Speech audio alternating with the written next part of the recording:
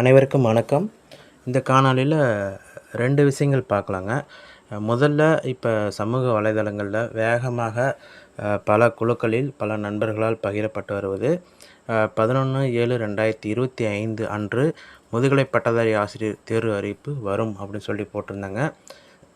இதுக்கான வாய்ப்பு வந்து பார்த்தீங்கன்னா 0%ங்க. இதுக்கு வாய்ப்பே கிடையாதுங்க. எதனாலனா, இப்போ இதற்கான டிஆர்பி வந்து பார்த்தீங்கன்னா, அஃபீஷியலாக அவங்களோட வெப்சைட்லேயே டென்டேட்டிவ் ஆனுவல் பிளான் விட்டுருந்தாங்க. பெரும்பாலும் தேர்வுகள் ஆசிரியர் தேர்வு வெளியிடும்போது டிஎன்பிசி இது விதிவிலக்குங்க. அது வேறங்க. டிஆர்பி பொறுத்தவரைக்கும் அந்த டைமில் அந்த மாதத்தில் ஒரு சில தேர்வுகள் கண்டிப்பாக வைப்பாங்க. அந்த வரிசையில் இதையும் எதிர்பார்க்கலாங்க. ஆகஸ்ட் மாதம், அதாவது அடுத்த மாதம் அறிவிப்பு வரும். இந்த மாதத்திற்கான வாய்ப்பே கிடையாது. அது ஏன்னா, இப்போ மாண்புமிகு சென்னை உயர்நீதிமன்றத்தில் வந்து பார்த்திங்கன்னா, அமைச்சு பணியாளர்களால் தொடரப்பட்ட வழக்கு நிலுவையில் உள்ள காரணத்தினால் அது வந்து பார்த்திங்கன்னா இன்னும் அவங்களுக்கான ஜட்ஜ்மெண்ட் வந்து இவங்க இம்ப்ளிமெண்ட் பண்ணாததுனால அந்த கேஸ் இன்னும் பெண்டிங் இருக்குது. கண்டெம்ட் போயிருக்காங்க. கவர்மெண்ட்டும் ரிவ்யூ போயிருக்காங்க. அதனால் அவங்களுக்கு மினிஸ்ட்ரியல் சர்வீஸ் ஸ்டாஃப்ஸ்க்கு வந்து பார்த்திங்கன்னா 2% பிஜி வந்து பார்த்திங்கன்னா ப்ரொமோஷன் கொடுக்கணும். அது கொடுக்காத பட்சத்தில் இந்த நோட்டிஃபிகேஷன் வர்றதுக்கான வாய்ப்புகள் மிக மிக குறைவுங்க.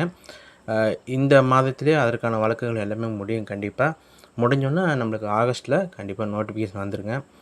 அதேமாதிரி நவம்பரில் எக்ஸாம் வர்றதுக்கான வாய்ப்புகள் ரொம்ப ரொம்ப அதிகமாக இருக்குது. ஆனால் ஒன்று புரிஞ்சுக்கணுங்க, நம்ம தேர்வு அறிவிப்பு வெளியிட்டதுலேருந்து குறைஞ்சபட்சம் 60 நாள், அதிகபட்சம் 70 நாள் வருங்க. நம்ம அதுக்குள்ளார கண்டிப்பாக அதுக்கப்புறம் படிச்சிங்கன்னா முடியவே முடியாதுங்க.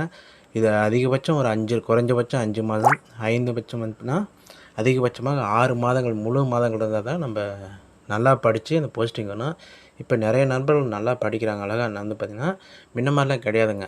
ஏன்னா இப்போ அவங்க சொந்தமாகவும் சரிங்க, கிளாஸ் பையும் சரி அவ்வளோ அழகாக இருக்காங்க. நிறையா போட்டி நிறையா இருக்குது. அதனால் நம்ம ஜெயிக்கணும்னா அவங்களோட நம்ம அதிகமான விஷயங்கள் தெரிஞ்சிருக்கணும், நிறையா படிக்கணுங்க.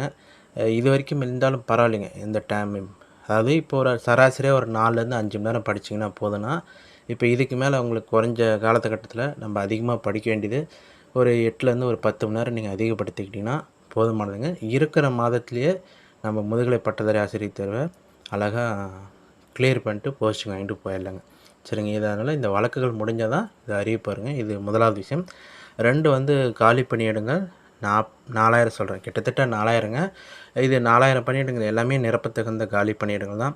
ஆனால் நீங்கள் இந்த இடத்துல தாங்க ஒரு விஷயம் நீங்கள் நல்லா கவனிக்கணும்.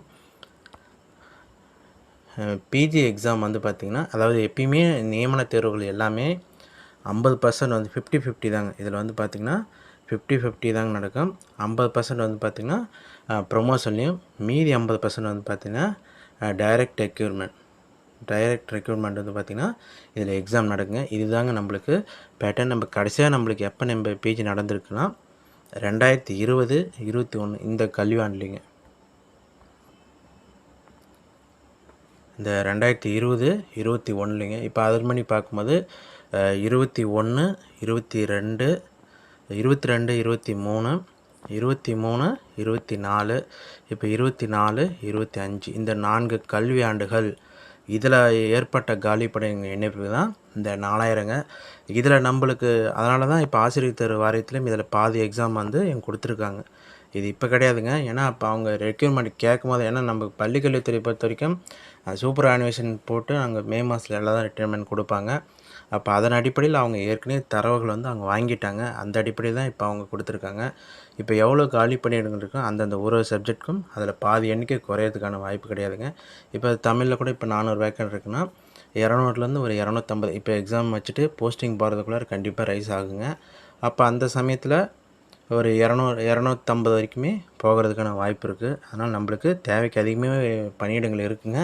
அதனால் நீங்கள் கஷ்டப்பட்டு படிங்க, கண்டிப்பாக வாங்கலாம். யாரை பார்த்து நீங்கள் பயந்துக்க தேவையில்ல. நம்மளுடைய முழு திறமை வந்து பார்த்திங்கன்னா வெளிப்படுத்துறதுக்கு ஒரு வாய்ப்பாக நினச்சிக்கிட்டு நம்ம இன்னும் எந்தெந்த ஏரியாவில் நம்ம வீக்காக இருக்கிறோம், எப்படி படிக்கணும்.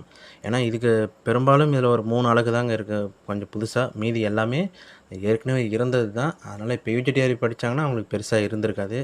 இப்போ அதை காட்டிலும் பிஜி வந்து கொஞ்சம் சின்ன தலைப்பு தாங்க.